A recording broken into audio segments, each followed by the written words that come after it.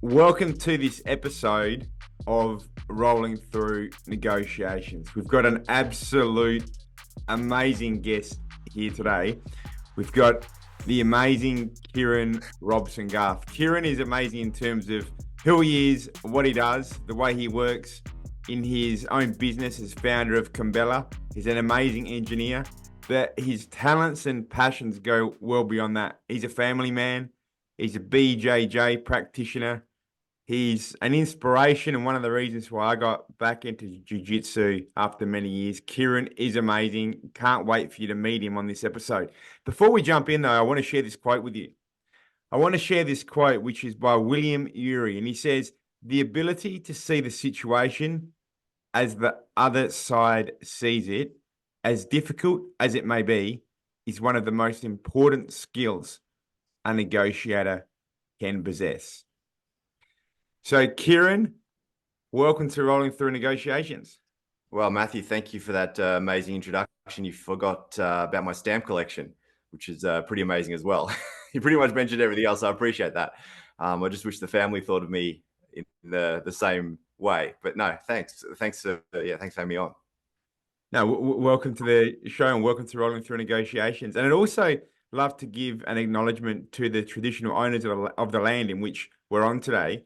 I'm here recording this episode on Kaurna country, and since we're online, let us all pay respects to all First Nations peoples and our elders, past, present, and future. And Kirren, and likewise for the Wurundjeri people around here. Absolutely. Let's pay respects to Wurundjeri peoples where you are today, Kirren, and appreciate that as well. And Kirren, you are.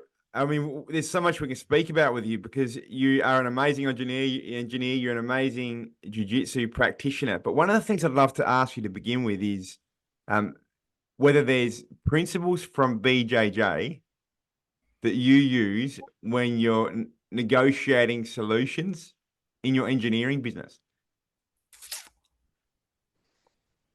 That's a very good question, actually. For sure there is. I feel like BJJ itself is kind of like a way to battle test your emotions that you will need in a negotiation sense that you don't often use in sort of a business scenario.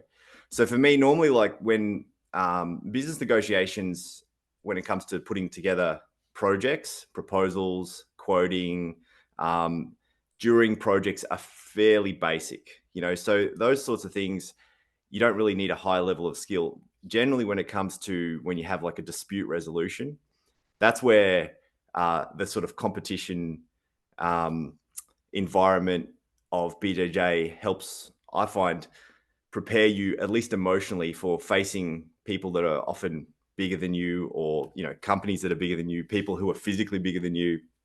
And I feel like just knowing that how to deal with scenarios, especially where, like, for example, my last competition that I went in, I was against someone whose his Instagram handle is Garth Goliath, and he is one of the biggest human beings you've ever seen.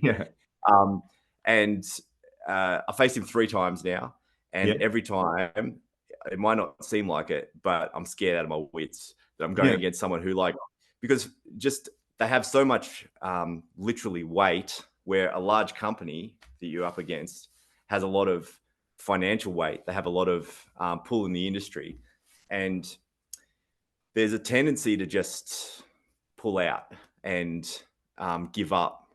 And I feel like probably the number one thing when it comes to negotiating those scenarios is to make sure that you at least have the right mindset in your head to be able to at least face those people. Like, you might not win,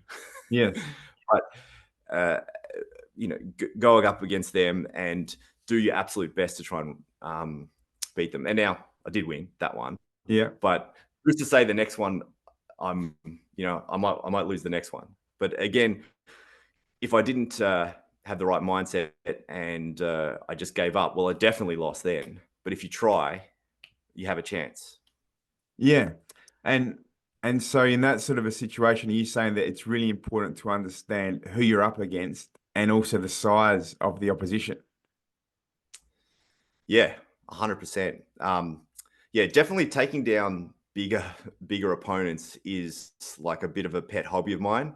Yeah. Um, and if I think about some of the matches I've had over the years, like I've had people who were 85 kilos heavier than me, who are like 30 kilos heavier than me, many like, because just purely because of the weight division that I'm in, generally I sit around 97, 98 kilos.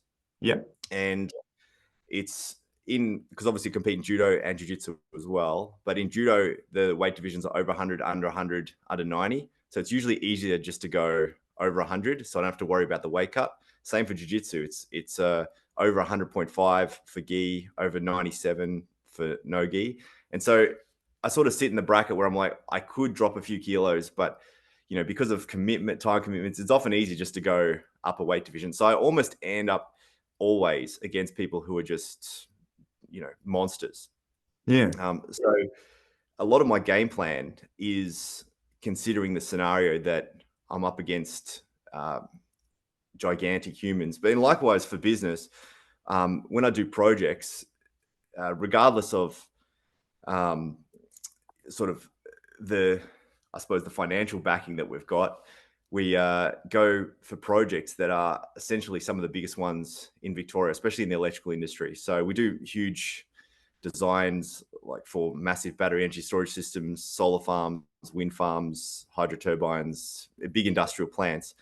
And often in those cases, you have to go and negotiate with large companies. And I think one of the things people often don't realize is that when you go to negotiate for a huge project like this, it's really just like you're in the meeting and there's maybe a couple other people in the meeting on the other side.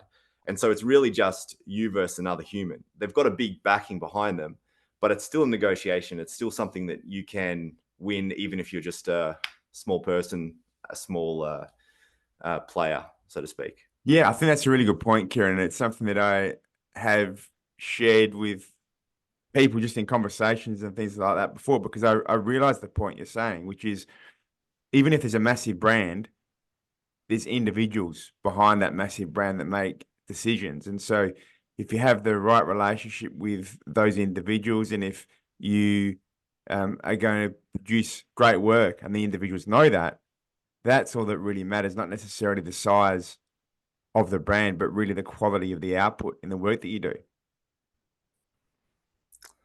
100%. Yeah. And often large tier companies do a lot better with, they call them SMEs, small to medium enterprises, because they're able to get the cost advantage. Plus, they're also dealing with individuals who are experts. Where if you deal with like a large company, like a large to a large, you've got that financial backing, and but often the projects gets lost in like a sea of people, and there's huge amounts of administrative people who will get put in the way to help facilitate the fact that maybe the project's not going that well, or maybe you can't deal with the technical experts. Often the technical experts don't even get a look in on the actual project. They get some of the junior people to do the work. Technical experts might do some reviews, but where you go to like a small to medium enterprise, you often get people who are just the experts straight up. Yeah. So is that about it not necessarily being about the size, but it's about the processes and the resources that are being used, whether Yeah. it be in a business negotiation or a business engineering job that needs to be done, or whether it be in a pretty high level jiu-jitsu or judo match. It's about the input and what is being done by whom to produce the result. Is there some similarity there? 100%.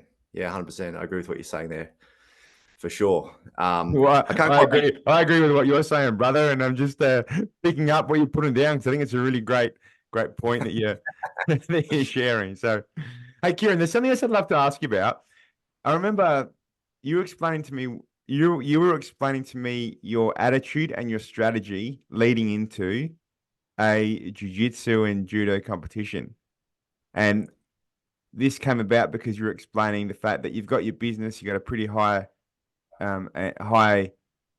level business that is mentally, um, mentally very serious. You got to do these engineering type calculations, and you're working on some pretty high level stuff.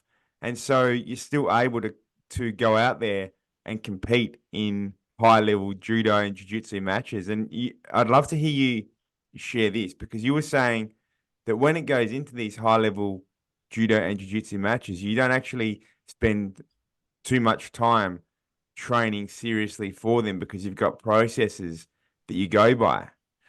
And I think that's really fascinating, especially when we look at it from a negotiation perspective, because if you're going into scenarios with the right processes and systems, you can create some really good outcomes. But I'd love to hear your explanation and what you do to step into these high level competitions that means you can get great results without having to overly train so hard leading up to them. Yeah, that is like it's a bit of a conundrum. I think that most people want to go in. They want to go to win, and they want to go and absolutely dominate their competition. And everyone's talking about getting, they want to be physically ready and mentally ready, and all these things I think are important. So it's good to have, like, you got to know the rules. You got to be physically ready. You got to be mentally ready. You got to surround yourselves with all the right people to try and get the best performance you can. But the truth is that most of the time you're never going to achieve like a top level performance. And so I just resigned myself to the fact that many years ago is that I'm just going to train and I'm going to be ready in spite of the fact that I know that I'm not going to be at sort of like the peak level that I want to be. Yeah. So I essentially assume that that something is going to go wrong on the day, because my experience tells me that there's always something that goes wrong. Like you go to weigh in, and you realize they've been calling you for the last 10 minutes and you've got to start running, or like you might have an injury on the day. Or like, you might be busting to go to the toilet or something like that. Something will get in the way. Or like the last competition I went in, I had a meeting at 9:00 in the morning at work. I finished the meeting. They asked me to finish off some work. I finished off some work. I submitted to them. I drove straight to the competition, had my competition, drove back for another meeting in the afternoon. Oh, yeah. It was just like, there's no way that you can be 100% mentally prepared for something like that. In fact, about a decade ago, I'm just, I think, 2012, so like 11 and a half odd years ago, I was doing the Judo Nationals Masters. I went in there and it was on the Friday night. Everything was totally fine. Went into the Masters, had my few matches, get to the final. Mid-match, my finger on my right hand, middle finger, dislocated. So in the middle of the match, I was holding the belt. I went for a hip throw, and it just completely dislocated this finger. Your finger, yeah. And I managed to get through the rest of the match. And I was thinking, oh my God, this is terrible, because after that, on the Sunday, was the seniors nationals as well. So I then had to go compete again. And so, when you have a major, like a finger, right? A lot of people say, oh, don't worry about it. It's just a finger. It's like a disposable limb or a disposable part of your limb, which, when you dislocate your finger, it hurts, And it's funny hearing you say that, Kirren, because people that do martial arts and so into it like you are would probably be able to understand the point you're saying about a disposable limb. But people that don't jump into that environment would probably say there's no such thing as a disposable limb. So it's warrior mindset hearing you say that. Yeah. Well, I don't think it's like that at all, because I just want to keep whatever remaining limbs I've got. So on the Saturday, I then go to the doctor. I talk to them, and he's like, "Okay, you can't do any training for 6 months." But I'm like, "Okay, this is not judo influenced advice." He's obviously never done before. But one of the doctors on the Friday night, I should just jump back. He's the one who actually popped it in. So I decided to go back to him, and I said, after I went to the local GP, and I said, "What do you reckon I should do?" He goes, "Look, if you tape up your whole hand, you take the finger up there, you're not going to be able to use the hand, but you will be able to compete." So I was thinking, oh man, this is a bit of a conundrum, because I really wanted to go and I really wanted to compete. So on the Sunday morning, I still had the option to pull out. And I talked to my coach, Maria Peckley. I don't know if you've heard of Maria Peckley. She's an Olympian, right? 5-time Ex-Olympian? Olympian, Yeah. bronze medalist at the Olympics, Commonwealth Games gold medalist, just an all-round badass.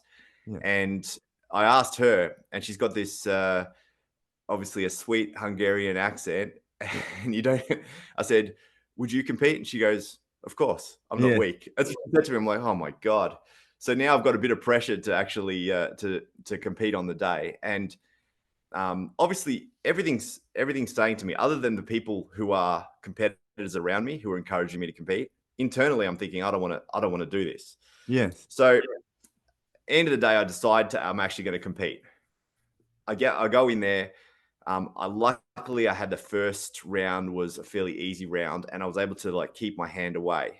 So I'm fighting with one hand the whole time. Win the first round, win the second round. Third round, I lose against the overall champion, who was also a 2-time former Olympian. And then I go to the repechage. I win a match there, and then I go into the final of the repechage, which is for the bronze medal match. Yep. And so I had he was a former Commonwealth Games medalist, and he was just won the nationals a bunch of times. And so I'm fighting against this one person, but I'm thinking to myself, I've been in this situation now. I've gone through all of these matches. I've injured my hand even more, because you got to realize, while you're competing with an injured finger that's taped up, people will look at it, and so they don't just go, oh, I feel sorry for this guy, I'm going to leave his hand alone. They're squeezing your finger. Yes. And so it's getting worse. But I'm going through this match. We finished the first 5 minutes. No one scored. I'm just going through like mental torture to try and get myself as far as I can through. And I just think to myself, I'm never going to give up. So we go to overtime and golden score, which is essentially the first person scores wins. Yep. And so the match goes for approximately 14 minutes. I was exhausted, but he gave up mentally in the end. Yes. And just at the last second, I managed to get a foot sweep and I managed to win it. But the point of the story is that you almost never get to the point where you're absolutely dominating physically, mentally. You don't have like, you're always in a deficit, essentially. Yes. So I've essentially resigned myself to being at a deficit permanently, and just accept the fact that I'm not going to be performing at the level I want to perform, and still have the ability to try and win. So I apply as many tactics as I can. Usually when I'm training, I try to train at a deficit. Yes. So I'll put myself in situations where it's very difficult to get out of, and you just see what you can do, and you often lose. So if you can prepare yourself in training in that sort of deficit scenario, then it can really help you prepare mentally for competition. Even things like training dehydrated. Now, I'm not going to say you should train dehydrated, because that is a terrible thing to do for your health reasons. But I often find if I train dehydrated, not every time, but it gives me that feeling that when you're in competition and you're used to sort of the mental torture of feeling terrible. So, but I suppose with all of this, one of the things that gives me probably the best sort of psychological advantage is what I tell myself when I'm walking on the mat. And so I think back to years ago, there was this Japanese champion. His name was Yasuhiro Yamashita. And he was, you might have heard of him. A judo champion? Judo champion, yeah. Yeah.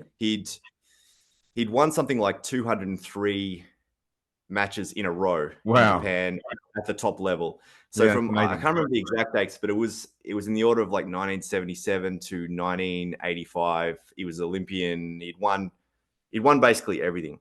Yeah. And so they interviewed him and they asked him, how come you're winning and everyone else isn't winning? And he had this quote that he said once that's been, it's been recorded. It said, if they could see, this is what he said. He goes, if they could see on my face what I felt in my heart, then they'd never want to fight me. And so it's his mindset was so strong that there was just no way that he was ever going to let anyone win, regardless of the rules, regardless of how he felt, whether or not he's injured. And so I feel like if you have a statement that you can say to yourself in a match scenario that gets you to that place where you feel like you're going to win no matter what, it carries you through regardless of what else is going on. So I have a few sort of things like that I say to myself.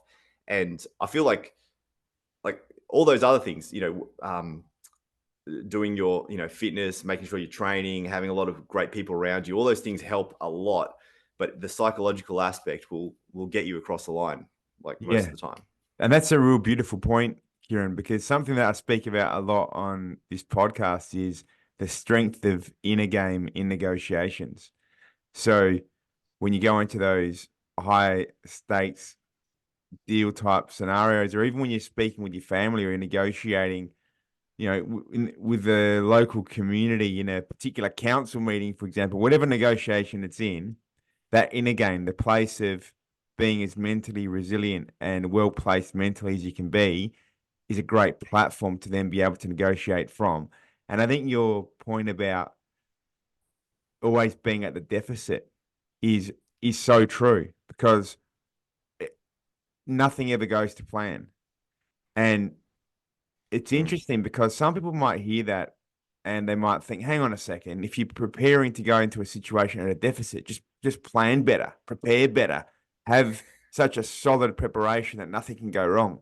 But that doesn't allow for the human component of things. And there is always something that comes up that you didn't expect. And I have experienced that myself. I mean, I haven't competed as much in competitions as you have, but I can definitely relate to some of the stories that you're sharing. And then also in the commercial context, where you might think that to get a particular contract over the line, you're negotiating on these points, and all of a sudden in a meeting, a new point comes up that you didn't accommodate for. And so this deficit point that you're mentioning, I think, is a fantastic one. And the inner game, the inner belief, the self-talk is incredibly important to all this. So yeah, really love the story that you shared too about your competition and Maria's words of wisdom. And I think it's no surprise, because Maria is being such a high level, you said lifetime Olympian, which is such an amazing achievement, and then giving you advice of just going to the competition anyway. I wonder whether that is the champion mindset. No matter the setback, you're going to step forward into the environment. Oh, no doubt. She's no doubt. Like she won, I think, if I can remember correctly, it was something like 6 times national champion in Hungary. Then she comes over to Australia, and then she's, I'll just do the same thing here. And she won 6 times over here as well. It's like virtually undefeated in Australia ever. Yeah. And you know what's amazing as well on that, Kirren, is the point about having the right mentors, because I've heard you speak before about Maria, and I know that she's somebody that you look up to and really respect. But this is also a great example of having the right mentors that can help shape your self-talk. Yes, yeah, for sure. Like if you don't have the right, I think it's mentors, but it's also you got to have the right team of people around you, not just mentors, because when it comes to getting advice, I would never say that you want to have one mentor. You never want to have one person where you look to as like your, like, sort of like a stereotype of what you want to be. You don't want that. You don't want that main person to be like, okay, I want to be exactly that person, because there's always one aspect of people where you kind of like, it might not work out, that if you ended up like them, there'll be a downside. So I try to pick my mentors sort of like a la carte, where you take a little bit from one person, you take a little bit from another. And I feel like at the moment, I train at Dominance, where everyone is very high level. And I would say probably one of the best competition gyms in the country. Actually, without a doubt, they are. And specifically in Thomastown with Link. And I bring my kids down there because great teachers. But and they're a couple of beasts in themselves. Yeah. No doubt. But going down there is great. I take what I can from Link, but I take it a la carte, where I've taken what I can from the judo people, from other jiu-jitsu people, from Link, from anywhere I can, really, because I feel like that can help you to essentially optimize yourself. I always feel like if you just take information from one person, the maximum you can learn is whatever they know plus what you derive from what they know. But if you go and take information from a bunch of different sources, then you can essentially just, sky's the limit as far as you want to go. You can just take everything. And so I find that when I go to a competition now, I have a bit of a choice as to how I play it, depending on which metaphors I want to use. Do I want to use the metaphor of I'm going to take some Dan Kelly, Maria Peckley aspects, or do I want to take some Brazilian Jiu-Jitsu aspects from other people? Yeah, awesome. Kirren, I've trained with a couple of engineers, and we've trained together before as well. And I love thinking about engineering and some stuff that would be very similar for people that are engineers training jiu-jitsu. But the way those points also relate to negotiations, I'd love to hear your thoughts on. So a couple of those pieces, and again, I don't know anything really about engineering, but I can appreciate that leverage is something that would be very relevant to engineering. And yeah, well, I mean, one of the easiest ways that we apply leverage is I just do something for free.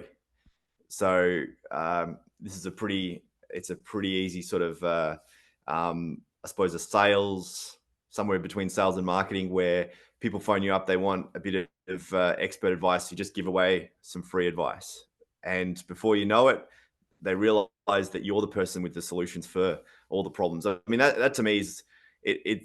Like, we don't really do any sales or marketing other than the first 6 months of the business, which is 11 and a half, 12 years ago. Sorry, yeah, about almost 11 years ago. And other than that, most of our work now comes from people who are referring us, which in itself is a form of leverage, because because there's very little effort, you're getting a lot of reward. And also from just, if we really want to get involved in a project, we'll just tell them, we're willing to show you some of what we can do, and we'll do it specific for the project that you're working on. But of course, there's a limit to how much you can do with this, because before you do too much work, they're wanting to make sure that your insurance is engaged and that you're fully invested in it. Because if you're just doing things obviously for free, then they realize that you're not taking on the liability of the whole thing. And that in itself is another form of leverage, is that they want you to take on the liability for the work. They want you to make sure that you take ownership for everything. And so we're like, all right, well, that comes down to a proposal, a cost, and then you can initiate the work from there. But I often find that the hardest thing for a lot of large companies is to find people who can actually solve their problems. And if you can solve some small problems, they think that you can solve the big problems, and often they're not that much different. Yes. And I think also when you speak about leverage, it's probably one of the first things that you spoke about in this podcast, which is being a small business, getting the bigger jobs, or taking on that BJJ Goliath in competitions. That's all related to leverage as well. So I wonder if your engineering ability helps you navigate against Goliath. Certainly the large negative impacts it helps me with. Yeah. So a big part of engineering is risk management, and making sure that you don't go too deep into trouble. And anytime that you see yourself getting in trouble, that you're quickly digging your way out. Unbelievably, when you're against someone who's very large, sometimes if you end up underneath someone who's 50 kilos heavier than you under side control, good luck to you. Yeah. I'm not saying it's impossible to get out, but like, why would you ever let it get to that point? Normally when I'm going up against people who are very much bigger than me, I just make sure that I play a completely defensive game, which is sort of what I do in the engineering world. Is I play a defensive game. So everything is defensive. So you make sure that every T is crossed, I's dotted, and that there aren't any holes in in what you've done. Likewise for the competition, Matt. I have a very, I'm going to say, well memorized game plan for taking on larger people. And if anyone ever sees my matches, sort of Instagram, that sort of thing, you'll see that I pretty much always are able to take people down with one of three types of techniques, which are either foot sweeps or a seoinage or tomoinage, which is like seoinage is like a shoulder throw, tomoinage is like a circular throw over your leg. Yeah. And most of it is because I understand how to defend against a larger player. That's awesome. And then you've got some really good feedback after having done those techniques so many thousands of times that you understand all the little minute details in the ways in which they will and won't work. And I can imagine that being something that relates to your work as an engineer and also negotiations, which is if you do your homework and you understand all the data, you've got all the information that you need, it's going to give you a much better place to be able to negotiate from. For sure. You can sort of predict it at least in competition. I'm going to say 6-7 steps ahead. I'm not sure how, like, the steps vary in an engineering environment, depending on the scenario. Like sometimes you can be talking on the phone to a client and you can just get some inclination from the way they're talking about what's going to happen in the future, because people are often reluctant to say, like, reveal all of their cards in engineering, especially because sometimes finances are involved, or they might be having trouble with their business. Some businesses are going to fold. You got to be prepared for all of these sorts of things. And you can see a lot of what the future is going to be by having the experience and connecting the dots of what you've seen in the past. And I feel like it's very similar to, say you want to throw someone with a seoinage, which is like a shoulder throw. Yeah. And you set up your grips, you set up the stance, the scenario, you start getting your opponent moving. And probably about 6 steps before, if they miss a certain grip, I'm able to continue the movement. And I almost at that point where they miss the grip, I know that there's probably 6 or so moves later, and I know that it's already over, because there's no amount of they'd have to do a very unusual reaction to be able to stop the sequence from there. And and that's likewise for engineering businesses where that you're dealing with. Once they start the sequence of events that leads to whatever the scenario is, it's almost inevitable a lot of the time. So I don't want to name specific scenarios, but definitely connect. And the point you're making is a really good one, which is all about having that data, that feedback. And when you speak about being able to see 6-7 points or moves ahead, that's all about the experience, but also the minutiae and data that you've been able to gather after so many thousands of repetitions, that you understand all the nuances. And that's really where expertise comes from, right? Yeah. And I think that also relates to your point you were saying before about, you can't fully prepare for everything. So it's kind of like if you have really mastered something, you understand all the nuances and all the contingencies rather than hoping everything goes perfectly to plan, which is something that I think you were speaking about before was amazing.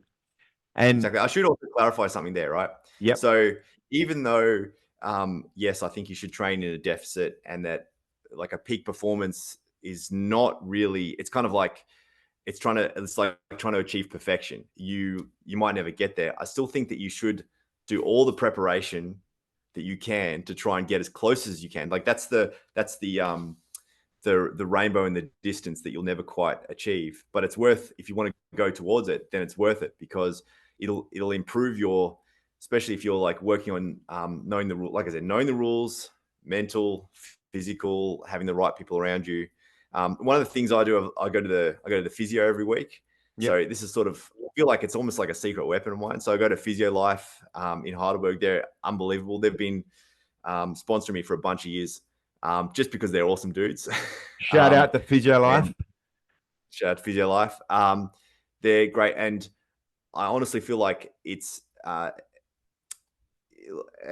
helped me heaps with regards to knowing what's wrong with my body and how far I can push it. That's been like a big impact for me, because often when you do BJJ or anything really, and you feel bad, you're like, oh, the natural sort of result you kind of think is that you're going to just go and rest and then come back later on. And once you've rested and you fix it, it's fixed itself, then you'll be back to normal. But often the answer is equally, I found, is either rest or it's you've got to go and train more. Sometimes the reason why, you've got to like maybe a sore back or whatever is because you haven't been doing enough exercises. So I feel like you got to have good people in your corner as well, helping you. So still aim for that sort of peak level, but just expect the fact that you're never going to be there.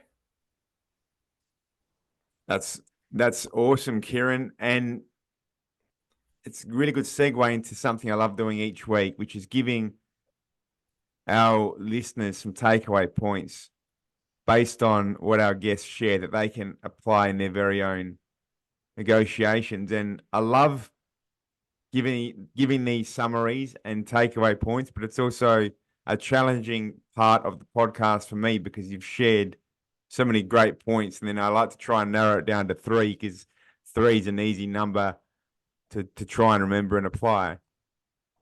But with that in mind, 3 key points that I'd love to give our listeners as takeaways from what you've shared, Kirren, is I'd say one of those is knowing who you're up against.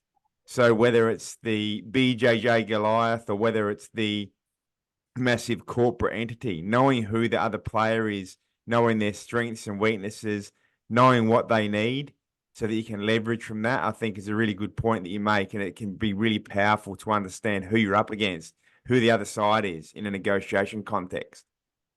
Then also your point about the understanding of being at a deficit. And that doesn't mean not doing your preparation. It doesn't mean not being prepared or anything like that. But what it really does mean is having the understanding that things will never, ever go perfectly to plan the way that we expect. And there's always a human element, an unforeseen element.